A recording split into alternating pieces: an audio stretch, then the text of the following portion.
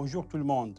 C'est vrai que la quasi-totalité des énoncés mathématiques s'exprime à l'aide de notations ensemblistes, mais la théorie précise des ensembles est basée sur une axiomatique très complexe. Pour cette raison, nous nous contenterons dans cette vidéo du point de vue intuitif et nous évoquerons de façon superficielle le problème de cette axiomatisation.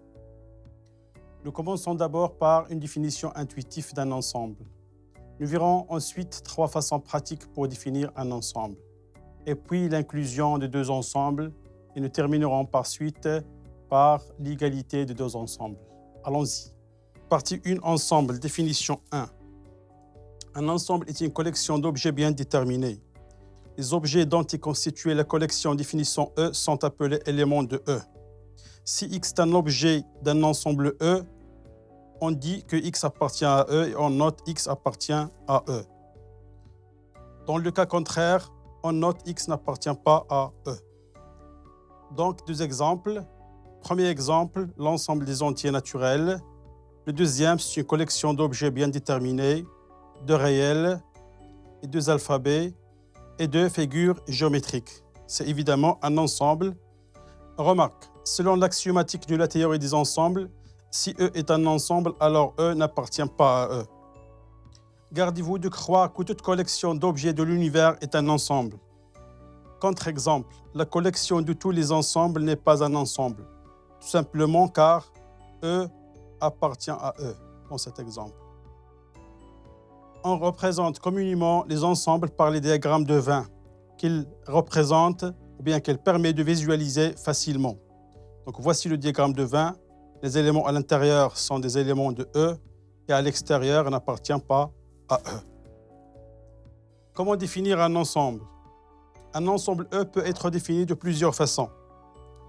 Premièrement, une définition par extension.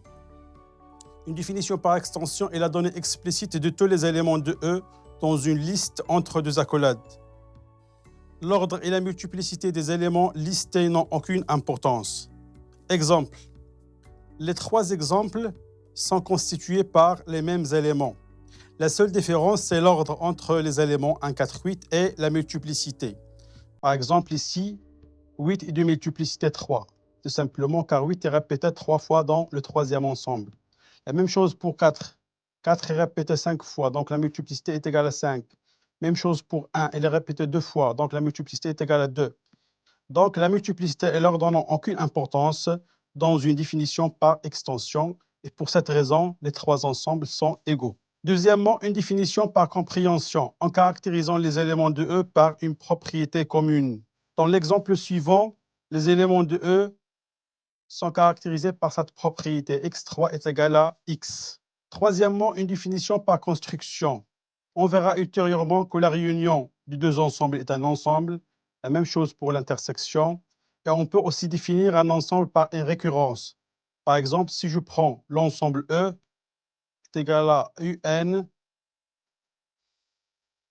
avec UN défini de cette façon.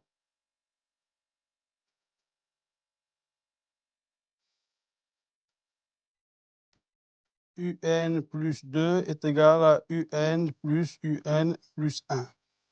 Donc, c'est un ensemble défini par récurrence. Définition 2.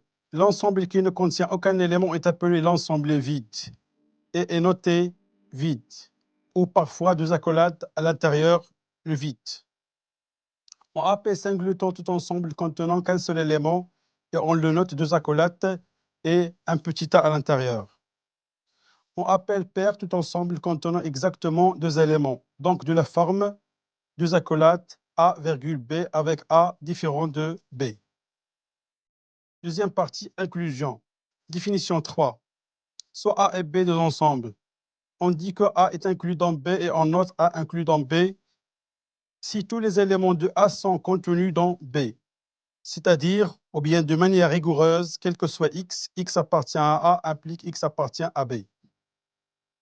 Exemple, soit un ensemble, alors l'ensemble vide, il est toujours inclus dans E. Car, quel que soit X, X appartient à le vide implique X appartient à E. Deuxième exemple, l'ensemble des entiers naturels est inclus dans l'ensemble des entiers relatifs. Exemple 3. L'ensemble A est inclus dans l'ensemble B. Donc, preuve, soit X, alors, tel que X est égal à ln de t, Y est égal à t moins 1. Alors, pour montrer que le couple XY appartient à B, il suffit de montrer que ln de t inférieur à t moins 1. Donc, pour cette raison, je prends la fonction f. Donc, t, on lui associe ln. Donc, je démontre avec un petit tableau de variation que la fonction f admet 0 comme valeur maximale. Et alors, dans ce cas, le couple XY qui est égal à ln t t-1 appartient à B. D'où A est inclus dans B. Définition 4. Soit A et B deux ensembles. On dit que A est égal à B si A et B contiennent les mêmes éléments. Et on note A est égal à B. C'est-à-dire A inclus dans B et B inclus dans A. De manière rigoureuse, quel que soit X, X appartient à A est équivalent à X appartient à B. Exercice montrait que l'ensemble A... Oui? Oui? Exercice montrait que l'ensemble A est égal à l'ensemble B. Premièrement, A incluant B. Donc, si je prends XY dans A, alors, si je pose X est égal à T plus A, alors, X moins 1 est égal à 2.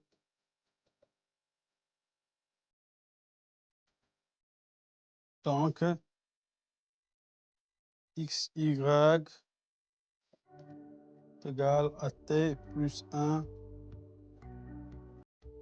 appartient à B. Donc, d'où A est inclus dans B.